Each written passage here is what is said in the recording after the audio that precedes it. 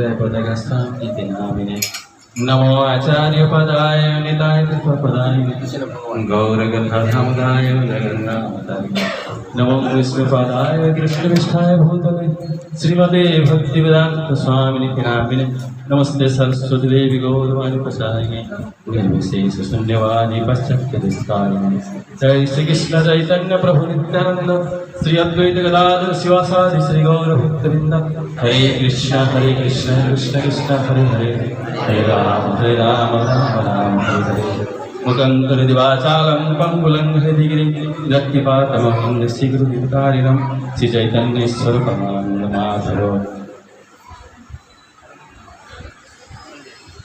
हरे कृष्ण।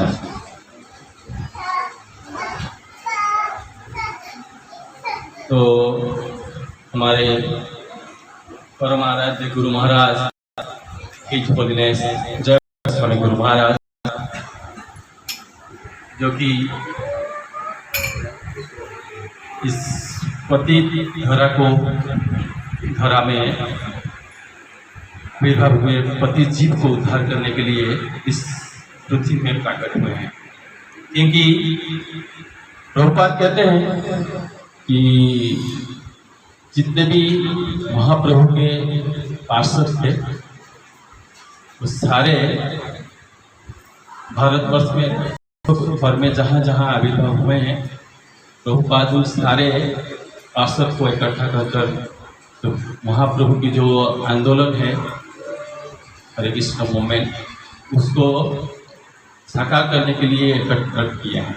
तो इस सारे जितने पार्षद है उसमें से एक जो हीरा है पार्षद है उनके नाम हिज होलीनेस जय पताका स्वामी महाराज। तो ये अमेरिका में जरूर प्रकट हुए थे, लेकिन थोड़े दिन के बाद ही उनके गुरु महाराज के संसद में आते हैं। तो उन्होंने अपनी बचपन की पढ़ाई पूरा करते हैं, फिर टाउन यूनिवर्सिटी से स्नातक लेते हैं। उसके बाद जब उनकी मुलाकात एक बौद्ध धर्मचारी बौद्ध धर्म के बारे में जब प्रचार सुनते हैं तो उनकी तभी से भगवान की खोज की मन बुद्धि प्रकट होता है। तो फिर उन्होंने हरे कृष्ण की जो प्रचारक के साथ मिलते हैं, फिर हरे कृष्ण की प्रचार के साथ मिलने में थोड़ा दिन की गैप होता है, बाद में फिर रथ यात्रा की टाइम आता है। फिर उन्होंने इस्कॉन के पास आते हैं, इस्कॉन के संपर्क में आकर फिर इस तरह का उनकी जो इस्कॉन के साथ जुड़े हुए हैं। लेकिन मेरे कुछ उनकी जो महान लीलाओं में से कुछ लीला कहना चाहता हूँ। तो हमारी जो गुरु महाराज है इनकी सबसे बड़ी बहुत सारे गुण है, सबसे बड़ी जो सबसे महान गुण है वो डेडिकेशन। एक शिष्य अपने गुरु के लिए कितनी हद तक डेडिकेट हो सकता है इसके बारे में एक जाता जागता उदाहरण है। तो हिज होलीनेस जय पताका स्वामी महाराज बचपन से ही उनकी गुरु अभय चरणारविंद भक्ति वेदांत स्वामी श्री प्रभुपाद के लिए डेडिकेट है। ये डेडिकेशन के बारे में संज्ञा जो है उन्होंने सीखना चाहिए कि एक शिष्य अपने गुरु के लिए कितनी हद तक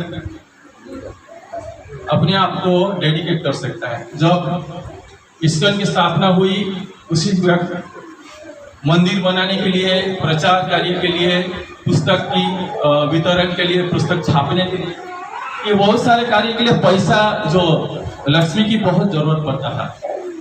हरे कृष्ण, कृपा करके सुनिए।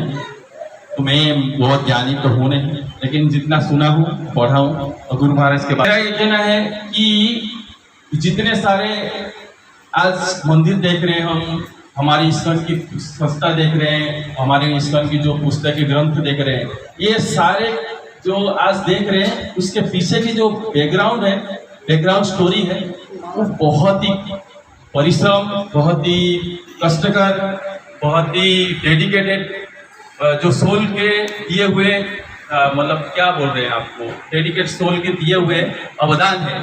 क्योंकि जब हमारी इस्कॉन का जब सबसे पहले प्रभुपाद को ऐसा लगा कि ग्रंथ की जो छपवा है, जो ग्रंथ भाषा परिवर्तित अनुवाद करने के बाद जब हम प्रिंट करते हैं, ये प्रिंटिंग ऐसी ना वो दूसरे करवाते थे, खर्चा भी ज्यादा, समय ज्यादा। तो उनकी विचार, प्रभुपाद के विचार ऐसा था कि हम क्यों अपनी प्रिंटिंग प्रेस गुरु महाराज जी सुझाव ने, तो प्रभुपाद की सुझाव को गुरु महाराज ने अपने ऊपर लिया और बहुत सारे बाकी प्रभुपाद के शिष्यों को इकट्ठा कर विभूति बनाया। उसके बाद उन्होंने टोरंटो में बहुत दिन तक सेवा वहाँ प्रचार किए, बहुत से मंदिरों में भी प्रचार। उसके बाद उनको अपने जीवन को सबसे ज्यादा अहम कार्य है दिया, कहा आप भारत वीजा के लिए भारत आइए, भारत में कीजिए। भारत की आज भी हमें लगता है कि हमारी जो देश की संस्कृति है वो बैकवर्ड है, गया गुजरा है। हमें ऐसा लगता है कि हमारी जो संस्कृति है, हमारी जो परिधान है, हमारी जो भाषा, हमारी जो बैकवर्ड है, ऐसा लगता है। तो कभी प्रभुपाद को ऐसा लगा कि हमें उच्च शिक्षित और विदेश के कुछ भक्तों से प्रचार करें तो हमारी जो प्रचार कार्य बहुत द्रुत गति में अग्रसर होगा। तो उन्होंने ये जो कार्य है प्रचार कार्य को संपादन के लिए हमारे महाराज को चुना और उन्होंने भारत भेजा। तो सबसे पहले कोलकाता आकर महाराज ये जो ग्रंथ वितरण करना और हरिनाम कीर्तन करना ये करते थे। तो फिर कुछ दिन के बाद उनको मायापुर में प्रभुपाद के साथ मिलकर मायापुर में जगह लिए। फिर मायापुर में जब जगह लेने के बाद मायापुर मंदिर स्थापना हुई नहीं, तभी मायापुर में सर्वाइव करने के लिए मतलब उनकी जो जीवन की जो परिचालना, प्रचार और ग्रंथ छपाना, इसके बाद ये जो कार्य के लिए पैसा की जरूरत था और बाकी सब शिष्य अपने जो दिनचर्या के लिए भी अर्थ की जरूरत थी। तो उन्होंने सबसे पहले उस जमीनों में खेती करना चालू किया। तो आप सोचिए एक बहुत बड़ी पेंटिंग कंपनी की एक बहुत बड़ा सुपर पावर अमेरिका जैसे देश और उसकी जो उस देश में रहने वाले बहुत बड़े धनी व्यक्ति, एक बहुत बड़ी पेंटिंग कंपनी के मालिक और उनकी इतनी छोटे इतनी होनहार बच्चा जो कि सभी जो इनकी जो जितने भी सारे एजुकेशन करियर है वो स्नातक लिए हैं, स्कॉलरशिप लिए हैं। अब सोचिए एक गोल्ड मेडलिस्ट बच्चा, एक पढ़ा लिखा बच्चा, एक धनी व्यक्ति का बच्चा और एक बहुत सारे सुपर पावर देश का नागरिक जब भारत आता है और अपने को सर्वाइव करने के लिए क्या करता है, खेती करता है। और कैसा खेती, बहुत उत्तम क्वालिटी की खेती करता है। तो उसके आजू बाजू मायापुर के आजू बाजू के गाँव के सारे खेती लोग जो कृषक है उनको भी सिखाते हैं कैसे खेती करना चाहिए, उत्तम प्रणाली की कैसी करते थे। और अपने आप को डेडिकेशन देना में आप सोचना चाहिए कि एक व्यक्ति अमेरिकन है, इसको खेती के बारे में कोई ज्ञान नहीं है,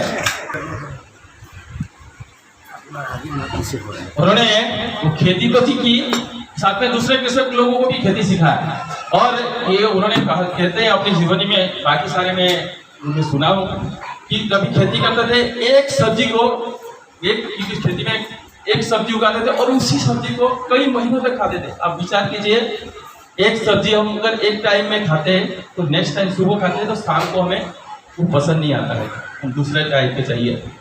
तो एक लोग कितने सारे हद तक जाकर उन्होंने प्रचार किया, ये आप सोचिए। तो उन्होंने जब वो एक सब्जी को पकाते थे कितने महीने तक एक ही सब्जी को खाते थे। और उन्होंने इस तरह का सबसे पहले आकर जब प्रचार कार्य करने के लिए सोचे कि हम अगर गांव में प्रचार करेंगे तो भाषा सीखना पड़ेगा। तो उन्होंने सबसे पहले बंगाली सीखना चालू किया। तो उन्होंने क्या की, इनको अदल बदल किया। उन्होंने जो मायापुर के आसपास के ग्रामवासी थे उनको कृषि करना सिखाया, उनसे बंगाली सीखे। तो अपनी कोऑर्डिनेशन उनके बारे में सीखे। तो एक प्रचारक किस तरह का कोऑर्डिनेट करता है, इस तरह का संपर्क स्थापना करता है एक प्रचार कार्य के लिए। तो हमें उनकी जो गुण है, जो उनकी गाथा है, उन्हें बहुत सा कुछ सिखाता है। सबसे पहले तो डेडिकेशन सिखाता है, सबसे पहले कोऑर्डिनेशन सिखाता है, किस तरह कोऑर्डिनेट करना चाहिए, और प्रचार कार्य में हम्बल होकर किस तरह का रहना वो भी सिखाता है।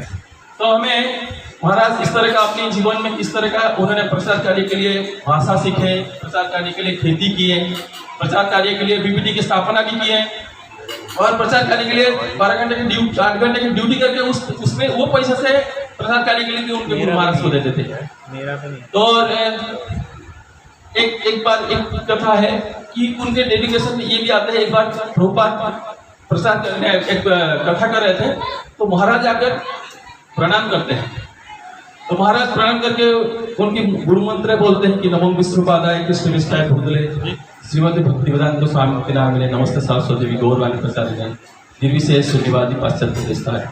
तो ये एक बार बोलने के बाद प्रभुपाद बोलते हैं सैंड लाउडली, फिर जोर बोलने के लिए बोल रहे हैं, फिर और जोर से बोलते हैं, फिर 3 बार बोलते हैं, चौथा बार बोलते हैं, फिर महाराज बहुत ऊंचे स्वर में बोलते हैं कि नमो विष्णुपादाय कृष्ण विष्टाय भूतले श्रीमते भक्तिवेदांत स्वामी नामिने नमस्ते सरस्वती देवी गौरवाणी प्रचारिणे निर्विशेष शून्यवादी पाश्चात्य देशतारिणे।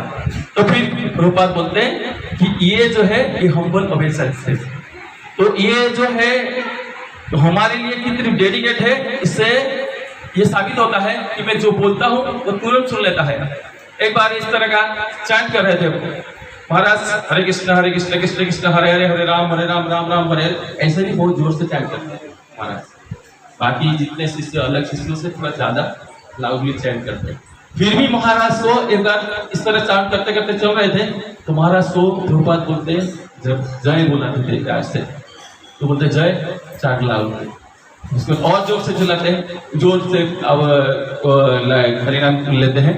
तो फिर बोलते हैं कि आप सीधा वो पहाड़ के ऊपर चले जाइए, वहां पर जाके बोलिए। तो ये ऐसे नहीं सोचते हैं कि मजाक से बोल रहे हैं। तो आप सोचिए डेडिकेशन की हद कितना। तो वो तुरंत वहां से फिर दूसरे दिन वहां से पहाड़ के बाजू में पास में जो पहाड़ है वहां चले जाते हैं, चूटी पर जाके वहां जाके हरिनाम बोलते हैं, हरे कृष्ण कृष्ण कृष्ण हरे राम राम राम हरे हरे। तो वो आप हद सोचिए कि जो गुरु महाराज ने बोला है पायनी हाउ उसको पूरा करना है। वो डेडिकेशन महाराज की बहुत बड़ी प्लस पॉइंट थी, उनकी जो गुण में एक महान गुण था। तो आप महाराज जिस तरह का ऊंचा सुदूर शरीर था ना, उनकी गरीब कर्म भी ऐसे थे। जब सांतरा काटते थे, मतलब जो तैरते थे ना, तो ऐसे तैरते थे गंगा को इस किनार से उस किनार कर देते थे। जब झांप बजाते थे, मेरे ख्याल से हम लोग इतनी बड़ी झांप तो बजा ही नहीं सकते, कि शायद मेरे ख्याल से इतने हमारे हाथ नहीं होगा, उतने बड़े बड़े झांप है वो झांप इतनी बड़े बड़े बजाते। कीर्तन इस तरह का उदंड कीर्तन करते थे, उछल उछल कर। जब भजन गाते थे उस तरह का गाते थे, प्रवचन देते थे तो उस तरह का प्रवचन देते थे। कोई समय सीमा नहीं, अपनी जब तक चलता है तब तक करना चाहिए। तो महाराज की जो क्या बोल सकते हैं, महाराज कोई गुण में छोड़ते नहीं थे। उनकी सारे जितने भी कर्म होता था दिनचर्या में बहुत ही मतलब क्या बोलते हैं डिलाइटफुल होता था। और महाराज ने ऐसा नहीं है कि खाली प्रचार किए हैं, महाराज ने जो हमारी परिक्रमा होता है अभी भी नवद्वीप परिक्रमा, उसके लिए भी महान योगदान दिए हैं। बाकी सारे शिष्य हैं, बाकी सारे गुरु हैं, उन्होंने भी किया है। लेकिन महाराज की जो देखिए उनके प्रियतम शिष्य में से, प्रभुपाद के प्रियतम शिष्य में से जयप्रकाश महाराज एक प्रियतम शिष्य थे। उन्होंने इस परिक्रमा मार्ग में जितने भी सारे गांव में रहने की और जो लीला स्थल है उसको डेवलप किया है। वहाँ का जमीन लेकर मंदिर बनाया है ताकि भक्त लोग जो परिक्रमा करें ताकि उनको सुविधा प्राप्त हो। उन्होंने बीबीटी में भी कोऑपरेट किया है। और महाराज प्रभुपाद ने उनको बोला था कि जय तुम 50,000 शिष्य बना। आज 50,000 से भी अधिक शिष्य है सारे विश्व में। उन्होंने ऐसा सारे महाराज लोग बोलते हैं कि जब तक उसमें गुरु महाराज के शिष्य सारे विश्व में है। जो कहाँ भी आप कोई भी मंदिर में जाओगे वहाँ उनके शिष्य मिलेंगे। तो हम उनके शिष्य हैं, तो हमें बहुत गर्व भी है और बहुत कृतज्ञ भी है महाराज के चरणों में कि उनके शिष्य बनकर हम आए हैं। और हमें यही प्रार्थना है। और मैं मेरी बात कर रहा हूँ, तो जब हमारी बीच में व्यास पूजा आता है तो भी हम लीला मूर्ति के बारे में थोड़ा सुनते हैं पढ़ते हैं, तो वो बहुत हमें दिखता जीवन है और बहुत मुक्ता भी है। मैं सारे जो उनके शिष्य हैं और हम खुद को भी यही बोलना चाहते हैं कि उनकी लीला मूर्ति की तो मैं तो सीरीज कथा होना चाहिए। हमारी कथामृत में उनकी कथा कई महीनों तक होना चाहिए, क्योंकि वो ऐसे महापुरुष है जो महाप्रभु की पार्षद भी है और प्रभुपाद की प्रियतम शिष्य भी है। और हमें गर्व है कि उनकी शिष्य है हम। तो हमें चाहते हैं कि हम सारे भक्त हमारी शिष्य गुरु श्री अच्युतानंद प्रभु के चरण में यही प्रार्थना करते हैं कि वो सीरीज करें। महाप्रभु की जो कृपा है, महाराज की जो कृपा है, उनकी सीरीज चले, कई सप्ताह तक चले, ताकि हम अच्छे से उनकी जो गुण गाथा है वो सुन सके, उनके बारे में चिंतन कर सके, ताकि वो हमें उनकी कृपा प्राप्त हो। तो महाराज ऐसे कोई साधारण आत्मा नहीं है। हमें लगता है कि महाराज को ऐसे वो विकृत हो गया है, उनकी शरीर ऐसे काम नहीं कर रहा है, लेकिन वो आप शरीर जो है नष्ट प्राय है, लेकिन आत्मा नष्ट प्राय नहीं है। वो एक पतित आत्मा नहीं है, वो एक पुण्य आत्मा है, भगवान के पार्षद है। उनको शरीर में जो दुख है वो समाज को दिखाने के लिए दिखा सकते हैं कि भैया आप कष्ट में आ सकते हो, क्योंकि ये संसार दुखालयम अशाश्वतम है। तो आप अगर आए हो इस दुखालय में, दुख तो भोगना है, लेकिन इस दुख के साथ साथ भगवान को कैसे चिंतन करना वो हमें सिखाने के लिए ऐसे लीला कर रहे हैं।